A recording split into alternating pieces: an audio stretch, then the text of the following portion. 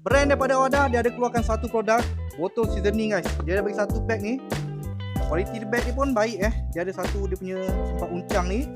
Dia menggunakan material plastik yang grade makanan. Dia ada engrave Awada atas, bawah ni.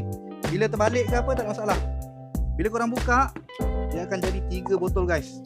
Korang letak korang punya kicap boleh, sos boleh, apa-apa lah. Bila nak gunakan korang boleh keluarkan. Okey, dia akan jadi macam ni. Setiap ada bacaan liter kat situ. Brand Awada. Dia jenis transparent tau. Bila korang nak refill korang punya kicap, korang boleh gunakan dia punya ni corong ni. Korang nak tuang terus pun boleh. Bila nak guna, korang just longgarkan je depan ni. Lepas tu kita boleh tuang lah kicap kita, apa-apa kan, sos pun boleh. Memang kegunaan camping lah. Memang compact. Untuk korang letak korang punya gula ke, ni barang dia. Dia ada 3 bahagian ni.